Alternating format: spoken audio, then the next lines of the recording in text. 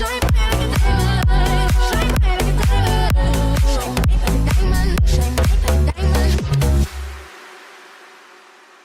Ela é empresária da moda que eu já conheço, né? Não tinha tanta intimidade, porque eu sempre mexi desfiles, fotos e tal, e via como referência no mundo da moda. Atualmente ela tem falado de um assunto que, na minha opinião, não deveria estar na moda, porque a gente tem que cuidar muito. Mas é pertinente falar, porque se a gente não falar, gritar, bater nessa tecla constantemente, que é a saúde mental, coisas ruins podem acontecer. E o mês das mães tinha que ser com a mãe que eu tenho comparado muito com a minha. Perder um filho não é fácil, sabe? E recentemente, numa homenagem na Câmara, vê-lo falar, falou assim, essa mulher é muito forte e está ajudando muitas pessoas. Particularmente, o ano passado, quando eu admiti que estar passando e ainda estou passando pela depressão, e isso é um tratamento, os vídeos dela me ajudou bastante. Hoje comigo, na intimidade, com o Glamour Cris, que eu conheço como Cris da Tons, maravilhosa. Cris, talvez eu não gostaria de estar fazendo essa pergunta, mas ela é pertinente porque eu sei que vai ajudar muitas pessoas. Como foi receber a notícia naquele dia? Então, primeiro, obrigada pelo convite. Fiquei muito lisonjeada de ser comparado com a sua mãe, que eu imagino que deve ser uma pessoa mais especial na sua vida. Muito. E receber a notícia que a gente perdeu um filho é simplesmente perder o chão. Você zera a vida ali. Na hora. Na hora. Não existe raciocínio, não existe... Eu só queria estar do lado da minha outra filha. Eu estava distante. E quando eu fiquei sabendo que a Yasmin não estava mais aqui, eu falei que então cadê a Mari? Eu quero ficar perto da Mari. E foi o único pensamento. E aí depois, com o tempo, a dor que no momento, eu acho que por uma questão de proteção, o nosso cérebro ele nem nos deixa tomar a dimensão. Sim. Do tamanho que a coisa é. Você só passa. Eu fiquei assim, tá, então vamos tomar atitude prática. Eu quero estar perto da minha filha. E aí, com o tempo, a dor, ela vem se materializando dentro da gente. Em alguns dos seus vídeos eu via que você falava que a Yasmin, né, ela era uma menina feliz, alegre, que estava ali sempre com vocês. E aí você optou em falar e ser mesmo uma pessoa militante por falar da saúde mental, sobre depressão. Em algum momento você percebia que ela estava um pouco triste ou não? Sim, a Yasmin ela teve doente mesmo com depressão, numa fase que a gente percebeu que foi a fase da pandemia. Sim. 2002. Então foi uma depressão clássica, né? Não queria comer, não queria estudar, muito irritada. E falou comigo também, mãe, não tô bem. Aí a gente procurou psicólogo, procurou psiquiatra. Ela fez o tratamento.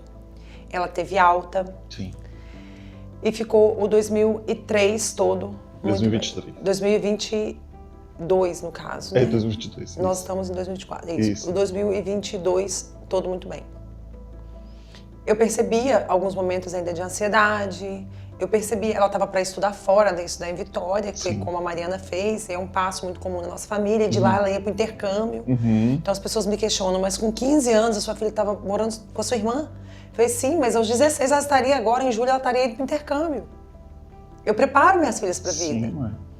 Né? Então, e se não tivesse acontecido o adoecimento dela, ela teria feito tudo isso com sucesso, porque ela era muito competente.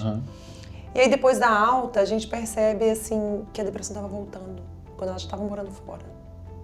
Já em 2023, 20 dias antes dela morrer. E eu conversei com a Fê, filha, você está achando que a depressão está voltando? Ela falou comigo assim, mãe, eu já estou tratando isso com a minha psicóloga.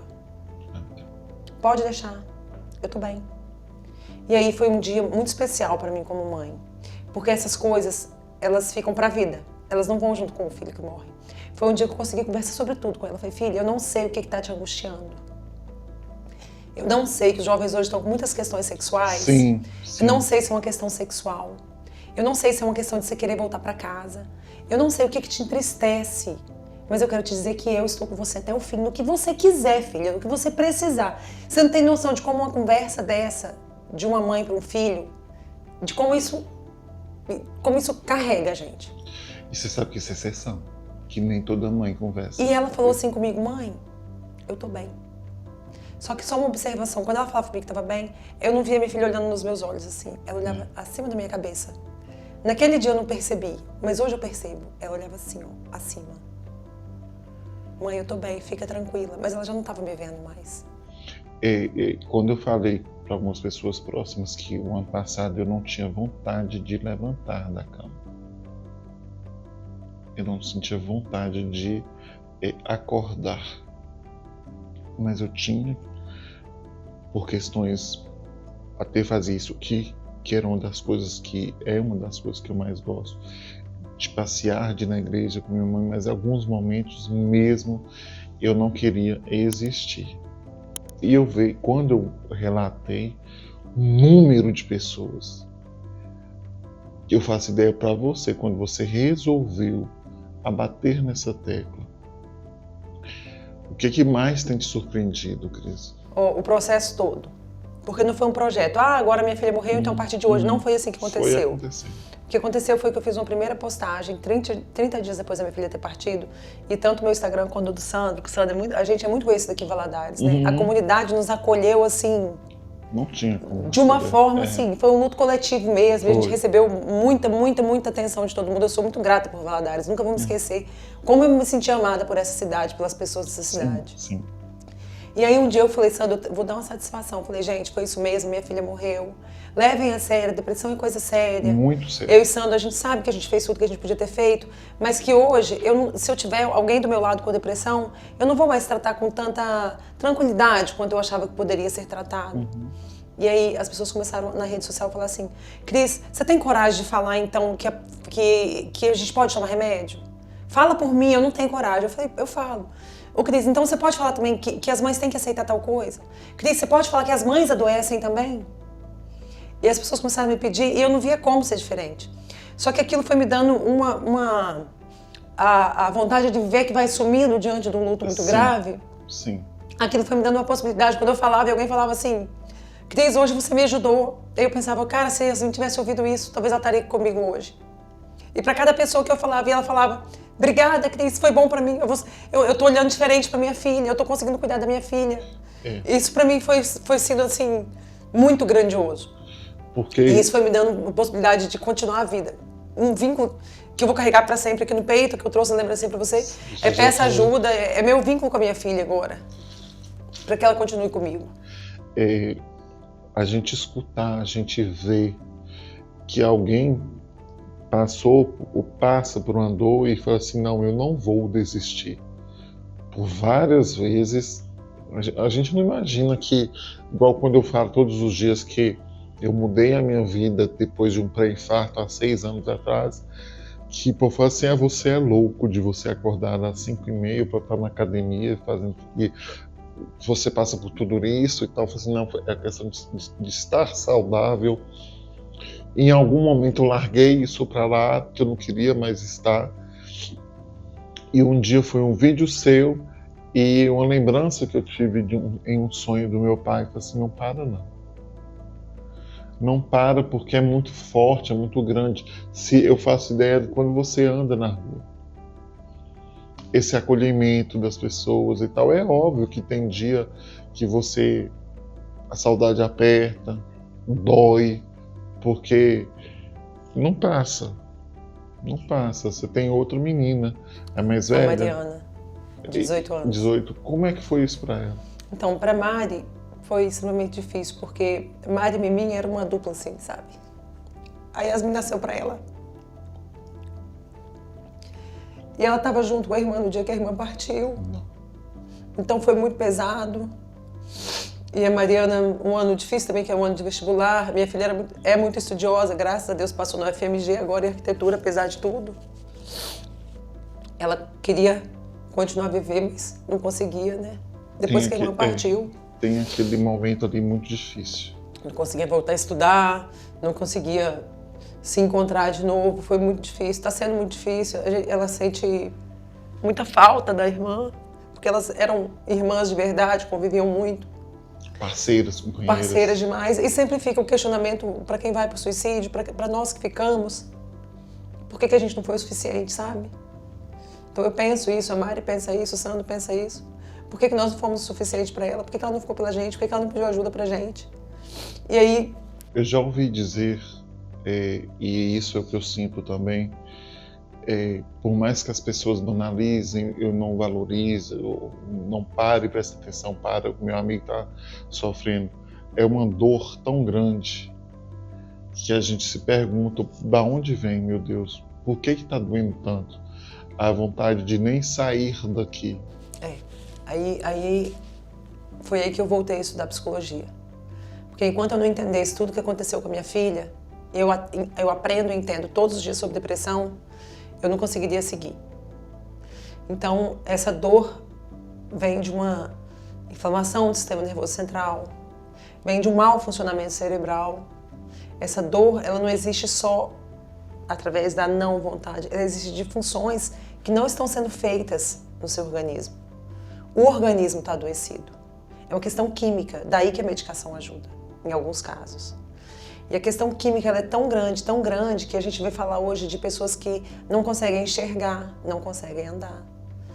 É a única dor, a dor do suicídio, é a única dor que é insuportável de ser sentida. Todas as outras são suportáveis. A depressão não é suportável. Quando você começou o passo a passo em falar, em ajudar quem fala assim, ô Cris, fala que uma mãe sofre, fala que o irmão sofre, o pai, os amigos. Quando você viu que isso estava tornando muito grande, você viu a importância de não parar? Ah, com certeza. Eu acho que é porque eu falo de um lugar diferente, eu falo do lugar de quem perdeu. Sabe? Eu falo do lugar de quem é julgado. Porque nós que somos família que perdemos alguém por suicídio, é julgado. Nós somos julgados. Quem parte por suicídio é julgado. E enquanto eu viver, eu não vou deixar ninguém falar mal de quem partiu por suicídio. Exatamente. Nem de que minha filha foi covarde, nem que a sua filha foi covarde, que o seu filho foi um herói. Nossa, como ele teve coragem. Não é uma questão de ser covarde nem herói. É uma questão de adoecimento e ponto. As pessoas não entendem. Nós estamos num mundo onde que tudo é para aqui, para agora, tem que ser resolvido agora, e que tudo é muito romantizado, tudo que se pode, e se esquecem dessas dores, da minha dor, da sua dor, da dor do outro, e falam que é bobagem. Eu escutei falando aqui antes de uma grande amiga do mundo digital, que era viadagem admitir que eu estava com depressão. Eu fiquei chocado, mas eu não me deixei baquear e nem deixar de me tratar e nem deixar de pedir ajuda, né? Sempre conversando muito com a Ju, escutando seus vídeos, meu terapeuta levantando, não, hoje vai ser melhor, vai ser diferente. Você lida com pessoas que debocham Da depressão? da depressão. Eu acho que debochar em si não é a palavra. Eu também já fui assim, de falar, nossa, ainda bem que a Yasmin parou com aquela bobeira de depressão, sabe? E ainda pior, eu já ouvi como, por exemplo, um profissional da saúde, inclusive que deu alta para ela falar assim, com a mãe como você não tinha como ser diferente, é claro que ela ia ter alta. Olha, tudo que eu queria ouvir. Sou uma mãe tão boa que eu curo minha filha, tem coisa melhor? Não. Eu achava que eu era capaz mesmo, que era só eu dar uma boa educação para ela, só eu dar princípios para elas e protegê-las, que elas nunca adoeceriam mentalmente. Que doença mental é coisa de família ruim, que doença mental é coisa de pessoas fracas, e eu não vou criar filha fraca. Eu também já pensei assim, eu pensei, nossa, a Yasmin tá com essa bobeira de depressão, não aguento mais isso acabar. E é por isso que eu tenho necessidade de falar. Isso é porque isso é da adolescência. Isso é influência de amigos da escola. Uhum. Enquanto ela ficar andando com esses meninos depressivos, vai ser assim. A gente nunca acha a responsabilidade do filho da gente. É óbvio que teve um dia que eu tive que olhar pro problema e tratar o problema. Mas ainda assim, tratando o problema, eu falava. Não tinha entendimento, por exemplo. Um dia que a gente estava na praia, um sol maravilhoso, um dia perfeito, e eu ia acordar ela, filha, a gente tá na praia que você gosta, na praia que você quer, vamos pra praia. Eu não quero ir pra praia, mãe. Quero ficar no quarto. Que isso? Você é uma menina mal agradecida. Como que eu te dou tudo e você não quer? Vai levantar e vai pra praia. Eu e Sandra, a gente se culpa tanto, a gente fala, por que nesse dia a gente não falou assim, tá, você quer ficar no quarto? Ou o papai ou a mamãe vão ficar com você? Por que a gente não tinha esse entendimento? Então eu quero que os pais tenham esse entendimento. Se não tá bom pra eles, fica, fala, filho, você quer ficar no quarto hoje, mesmo estando o sol lindo lá fora? Eu fico no quarto com você. Esse dia especificamente, eu e Sandra, a gente sempre se pergunta, passando, por que naquele dia um de nós dois não ficou até ela querer sair? Porque talvez a gente conseguisse que ela quisesse sair. Mas eu acho que pai e mãe tem muito isso de empurrar o filho, sabe? Sim. Vamos, é uma função linda nossa, sim, né? Sim, da mesma forma que você está incentivando para ela fazer um intercâmbio, vamos embora, o dia tá lindo, tá maravilhoso, tá digno de um filme, novela de Manuel Carlos, Leblon e tal. Filme de família, né? E aí você não entende, a pessoa só falar, eu não quero. E é por isso que eu preciso falar sobre depressão. É por isso que as pessoas têm que ouvir, que é uma doença. Eu fui entender que as coisas para mim não estavam boas. Tinha uma única coisa que eu gostava muito de fazer, todas as semanas, que era estar com meu melhor amigo aos sábados, quando a gente sempre sai, a vida corrida demais, sempre sai, para lanchar, debater sobre os programas que a gente grava. Nunca falei isso com ninguém, mas eu passei a não querer mais fazer isso. De não sair mais com ele, de não sair mais com ninguém, de ou estar e querer voltar para casa. Aí eu vi que o trem não estava bom. Porque se ele é uma pessoa que me faz muito bem, nem ali eu queria estar, o trem estava pesado. Eu não falei isso nem para ele. Não tinha coragem de falar com ele. Falei isso pro meu terapeuta. Ele falou assim, vamos ver o que está pegando aí, né? Escutar algumas coisas que a gente não gosta de escutar, tomar algumas atitudes que a gente não gosta de tomar atitude, né? Às vezes ser radical demais, o povo, mas você está sendo radical demais, eu falo assim, mas é preciso para mim retomar minha vida, entender o que está faltando, o que está agarrando aqui, sabe? Como eu disse, minha mãe é uma mulher maravilhosa, muito maravilhosa. Minha mãe é uma mulher maravilhosa. Me inspiro todos os dias nela. Ela é totalmente diferente. Não gosto de aparecer na televisão, não gosto de gravar, né? Respeito o meu espaço, né? Mas ela percebeu ali também que não estava bacana. E aí eu consegui retomar. O Eric, o próprio Juscelio, o próprio Jamil, meu terapeuta, a Ju, você ali com os vídeos, e a gente admitir que a gente precisa. É o primeiro passo. Né? Porque fugir, a gente vai querer fugir o tempo inteiro, mas admitir que a gente precisa de ajuda, porque nós estamos num mundo, Cris, que todo mundo tem que ser sensacional, todo mundo tem que ser maravilhoso, linda, poderosa, glamurosa. E eu amei o recadinho, o maior glamour é ter saúde mental e ser feliz, exatamente.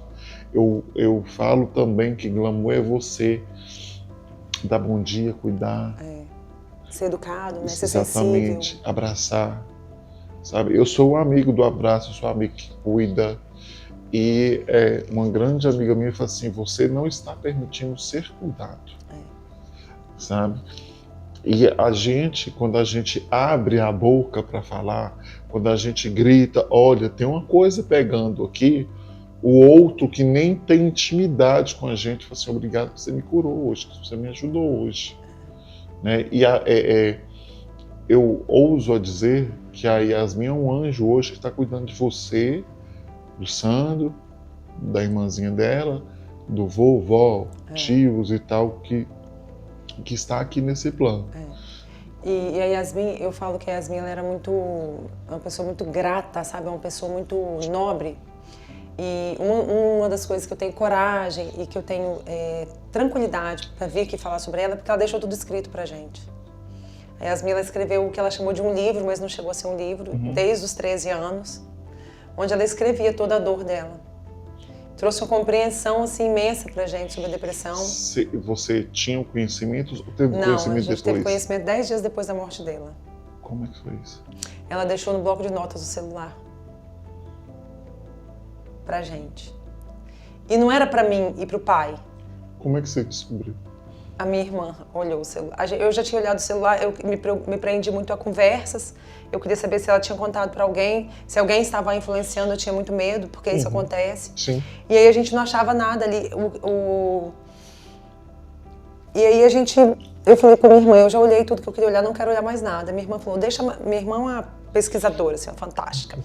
Deixa comigo o celular mais um pouquinho então. Eu falei, pode ficar, pode olhar o que você quiser. E daí minha irmã acha no bloco de notas o livro.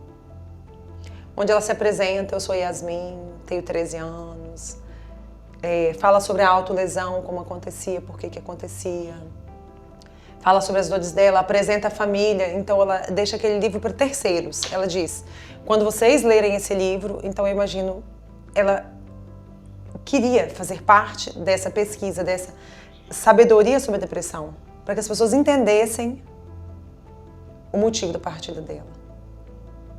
E com isso, a gente lê os registros e eu procuro ali onde ela culpa alguém. Eu tô depressiva porque não existe. Não houve isso. Não existe um culpado. Ela reclama de uma dor interna, de uma tristeza, de uma insatisfação com a vida, de uma vida que a tortura, de uma vida que só faz sentido por causa da mãe. Eu vivo por você. Ela escreve, todos os dias eu vivo pela minha mãe. Se minha mãe não me amasse tanto, eu não estaria mais aqui. Eu vivo pela minha mãe. Eu sou assim. E ela dizia, eu não controlo, a minha mãe não me controla. Mas o amor dela me controla. Eu vivo através do amor da minha mãe. E eu escutei, eu lendo isso, vendo o tanto que ela me amava, e que não é ingratidão morrer de suicídio, não é falta de amor. Então ela escreve que ela não faria nada porque ela vivia pela mãe dela. Então, quando ela vai nos dando esses relatos que existem coisas boas, mas com a dor que ela sente, não vale a pena viver, você consegue entender a dimensão do problema. E a mensagem que eu trago, Lu, não é uma mensagem de morte, é uma mensagem de vida. Exatamente. É isso que eu quero deixar mais claro. Pra Todas você... as vezes que eu vejo você falar, falo assim, eu vou continuar. Entende? Porque tem tratamento, os tratamentos estão fantásticos. Sim. Todos os dias eu escuto pessoas dizendo que querem morrer. Mas todos os dias eu escuto pessoas dizendo, eu já quis morrer um dia, hoje eu não quero morrer mais, hoje eu estou bem. Eu escuto isso todos os dias. Isso é muito bom. E aí eu também me pergunto assim, se eu tivesse dado um olhar diferente para a depressão da minha filha, será que eu teria um fim diferente? Se eu tivesse incentivado mais ela a pedir ajuda? Se eu tivesse um dia perguntado para ela assim, filha, agora por último, nos 20 dias, você quer morrer? Porque eu falei tudo com ela. Eu falei tudo sobre a vida. Eu não perguntei, filha, mas você está sentindo vontade de morrer? Eu não perguntei isso para ela. Talvez ela tivesse me dito. Não sei. Não tem como saber. Como que o Sandro reagiu? Eu tenho uma história com o Sandro, 1998. Para ser mais exato, eu saindo do show do Araqueto, de Vivoliro, eu sempre tive muita vontade de fazer uma tatuagem com o significado do meu nome. E aí, liguei, tinha vaga e cheguei lá. Não sei se estava anestesiado por conta da cachaça, virado, né? Show do Araqueto, outras épocas. Ele colocou o Bob Marley e ele fez um sol lindo. Um sol. É a única tatuagem que eu tenho. E eu sempre via, por mais discretos que vocês sempre foram, você no mundo da moda, e ele, se não o melhor tatuador de Governador Valadares, né? Vocês sempre foram muito discretos. Como é que ele reagiu? Como é que ele está hoje? Como é que ele era com a Yasmin? Tipo assim, a Yasmin não tinha um gene fácil. Hoje uma pessoa me perguntou assim se a gente entendia ela todas as vezes. Não, nós não entendíamos ela todas as vezes. Nós brigamos com ela, nós colocamos de castigo, nós a repreendíamos. Como todo pai e mãe. Não foi todas as vezes que ela disse que estava triste que nós aceitamos. Nós tínhamos um relacionamento normal. E ela tinha uma personalidade difícil. A gente chamava ela de espoletinha. Volta aqui, não bate essa porta. Então ele tinha muito isso com ela. E uma coisa interessante que marca muito e que eu sempre lembro isso pra ele é que às vezes eu falava com ele assim, Sandro, chama ela aqui, briga mais com ela. Quando ela era mal educada com ele. Aí ele falava assim, não vou brigar. Ela vai voltar e vai me pedir desculpa, vai ficar tudo bem. Ela sabe que ela tá errada. E eu falava, não, você tem que brigar, você tem que ser mais bravo. E hoje eu falo assim, não, que bom que você não brigou com ela. Que bom que você esperava ela voltar. E ela voltava mesmo. Pai, desculpa. Sabe? E a gente sempre perdoou, porque o perdão foi presente na nossa vida. O Sandro sempre foi aquele pai que insistia no beijo, insistia no abraço. E ele falava assim, quando elas eram pequenas, então ele falava assim, nossa, parece que filho tem uma química diferente, a gente beija o filho, vai lá no cérebro da gente, assim, né? Então ele sempre foi esse pai apaixonado, um pai devocionado por elas. Você ainda sente o cheiro dela? Eu não sei se eu sinto o cheiro dela. Eu sinto a presença da minha família em outros adolescentes, da minha filha. Quando eu beijo, quando eu abraço, eu sinto às vezes um cabelo, eu fecho os olhos e imagino que seja ela. Eu sinto na Mari. Eu sinto às vezes quando eu estou num lugar em contato com a natureza, que eu gosto muito, tem uma brisa, me toca, eu sinto ela. Mas aquele cheiro que eu senti, eu não sei se eu sinto mais. Para mim foi muito difícil o momento das minhas duas perdas, meu pai e meu irmão, em momentos que eu tenho de arrumar as coisinhas deles. Pra mim foi bem forte. Você guarda alguma coisa dela? Guardo. Na verdade, assim, como eu tô me especializando em luto, eu fui muito bem assistida pela minha psicóloga da época também, a Tatiana Farradinho. Ela nos ensinou algumas técnicas que é de desconfigurar ambientes, como por exemplo o quarto. E minha família é muito unida, minhas irmãs fizeram isso por mim. Então lá em Vitória, desconfiguraram o quartinho dela, que é tornar as coisas mais objetos. Tipo, se fosse essa bandeja, eu não deixaria ela nesse formato. Eu colocaria pão de queijo do lado, tudo, desfazer aquele formato de quarto sem tirar nada. Porque tudo é muito precioso depois que a pessoa se vai. Sim, sim. Então a única coisa que eu pedi pra minha irmã que ela procurasse até achar era o anel de 15 anos dela, que é esse aqui. Eu falo assim que é o anel que tá nas mãos erradas, né? Mas é a última coisa que... Foi na festa de 15 anos, a gente fez a festa de janeiro, ela morreu em abril. Então minha irmã achou o anel de 15 anos, que era o que eu realmente queria. E eu queria umas bonequinhas que ela gostava muito. Eu acho que o que eu mais queria mesmo era o anel. E aí eu guardo as bonecas, tem uma bonequinha na minha cama, que é uma bonequinha dela. Você consegue, que você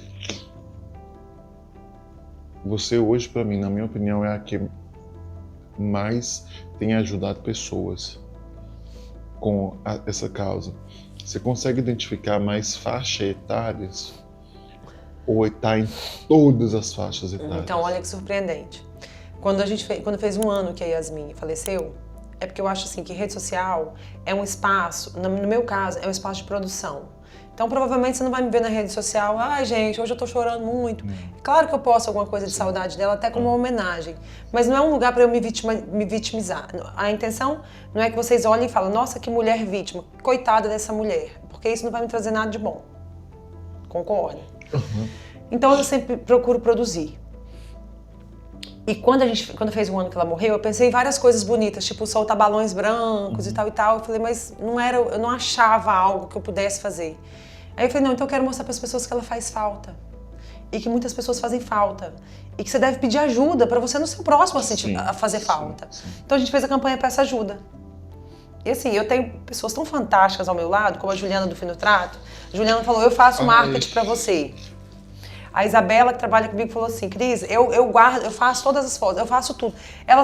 Eu tenho esses anjos, só vai e pede. Então eu fiz uma foto da Yasmin, depois você publica aí, que é assim, a Yasmin faz falta aqui, peça ajuda. E falei que se alguém mais sentir falta, e aí foi a nossa surpresa. Nós temos em mesmo vídeo mais de 100 pessoas que fazem falta, de 12 anos a 74.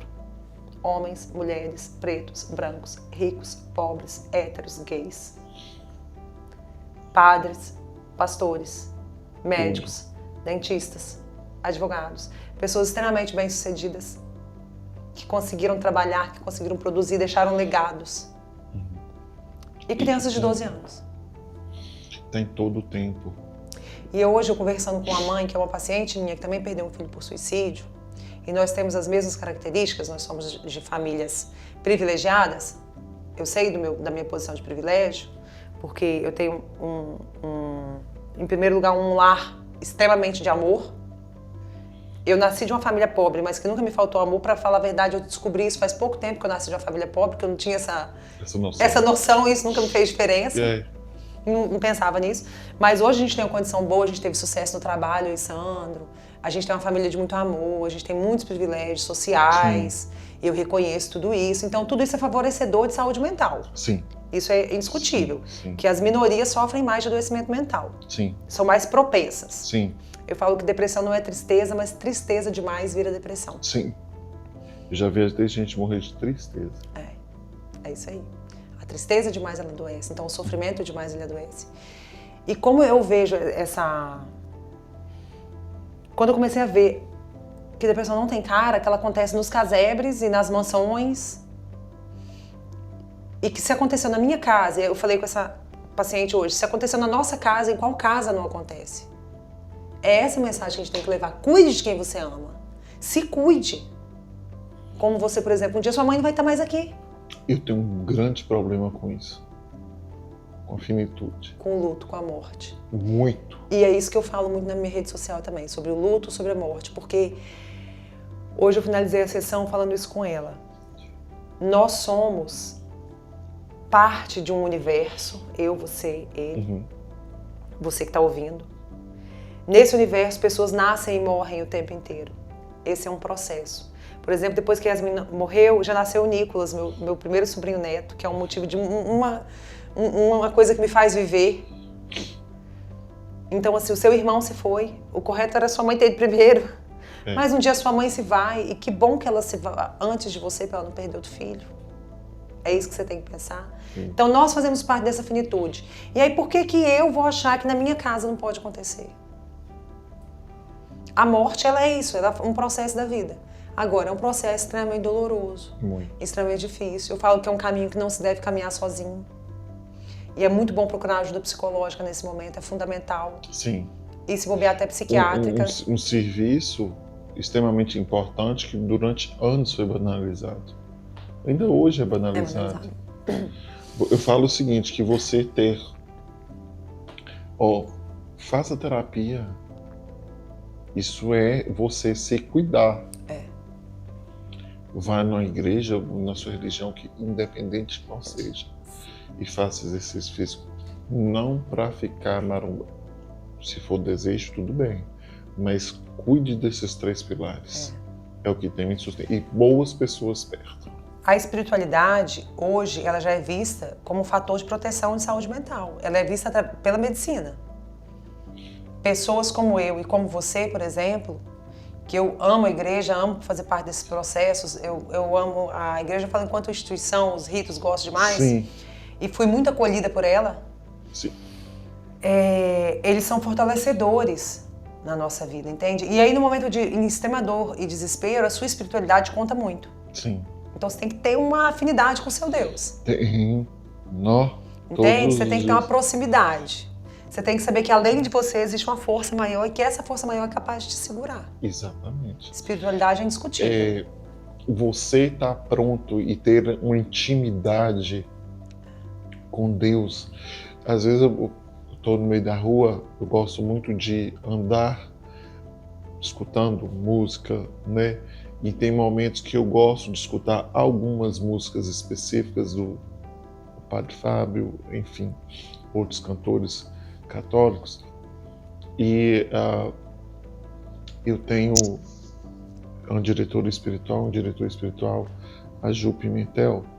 Ela fez um texto para mim recentemente. O outro enxerga como acessório, mas que eu coloco sempre eu vou às vezes trabalhar e tal, e em alguns momentos do dia eu paro, bato papo, tem dia que eu falo assim, ô pai, me dá a mão aqui, papai, porque tá osso hoje. Então você ter essa intimidade e poder falar isso para o outro, poder falar assim, não desiste não, vambora, eu tô aqui, eu posso te ajudar, é fenomenal. Eu falo que muitas pessoas quando perdem alguém muito especial, como eu perdi, briga com Deus, né? É bem comum. É até um processo do luto assim mesmo. E que no meu caso, quando eu perdi minha filha, e aí uma filha assim que tem uma caminhada de igreja, tanto que as primeiras pessoas que chegaram para nos acolher no velório, que eu nunca vou esquecer, foi o pessoal da igreja, foi o pessoal do EAC, eles chegaram, a tia Carla, o tio Silvio, com violão no velório da minha filha, foi uma cerimônia linda e que eu jamais teria condições de pensar em nada, mas foi lindo como tinha que ser, porque ela teve uma vida linda. O final também dessas pessoas que morrem por suicídio não define a vida delas, isso é muito importante. O fim não define a vida, o fim foi só a forma de partida.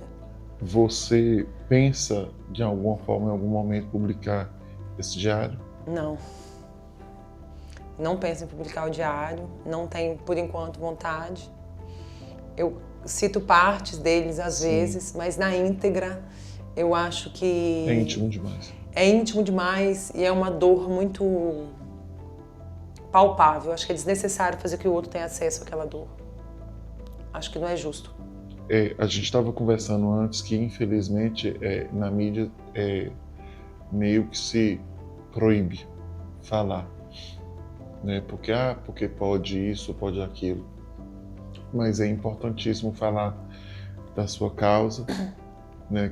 Que tem ajudado. Eu estou aqui, eu falo isso abertamente hoje, e que vai ajudar muitas pessoas. A Cris, esse projeto Peça Ajuda, como eu tenho o meu Faça Por Você, e pedir ajuda não é fraqueza. Não, muito pelo contrário. É um sinal enorme. Exatamente. De força, né? A Cris tem projetos para que isso cresça ainda mais. Olha, eu falo assim que eu nunca quis ser famosa, lembra que eu te falei, mas agora eu quero. Onde vocês me chamarem, eu tô indo. Eu vou pra televisão, vou pra onde for possível. Por quê?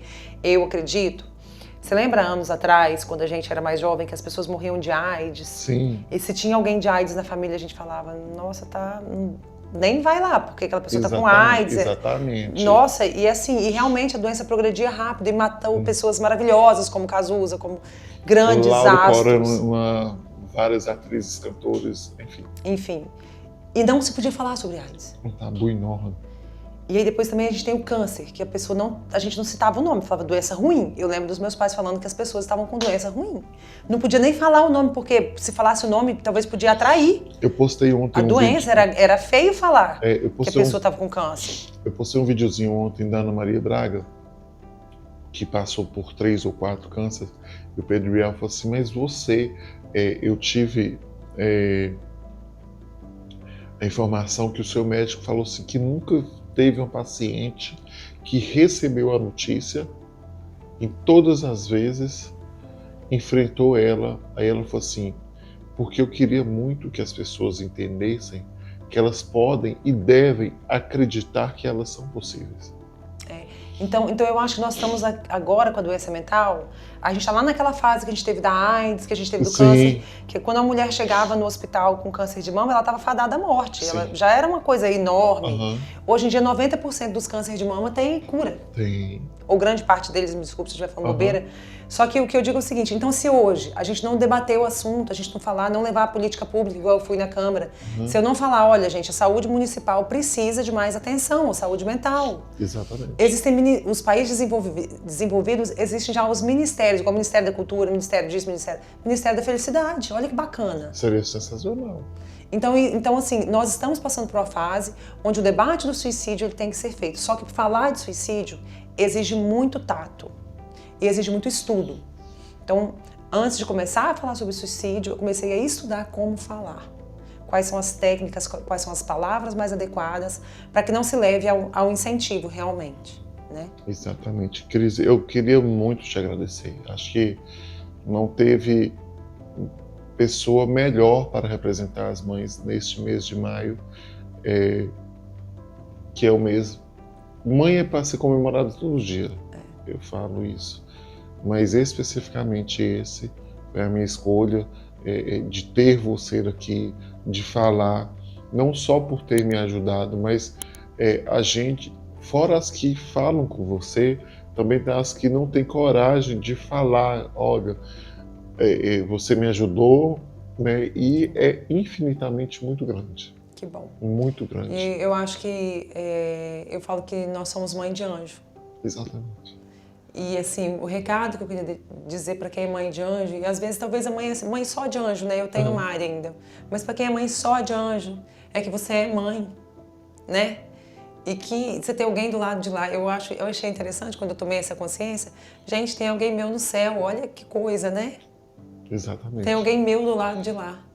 Pede Papai do Céu tomando conta de vocês. Entende? Então, assim, nós temos alguém precioso que está do outro lado, que faz falta, que o coração dói, mas nós temos alguém. Exatamente. Só não está aqui. Só não está aqui, mas está cuidando Mas eu da tenho gente. a minha Yasmin. Cuidando do seu sono, do seu dia, dos seus momentos. Em alguns momentos especiais está ali do seu lado, você sentindo de alguma forma. Por um adolescente, por uma criança que veio, o Nicolas, ela está presente em todos os momentos. Com certeza. E para você que está aí do outro lado, peça ajuda. Peça ajuda, se precisar, peça ajuda. Um beijo no coração de todos vocês. Obrigada.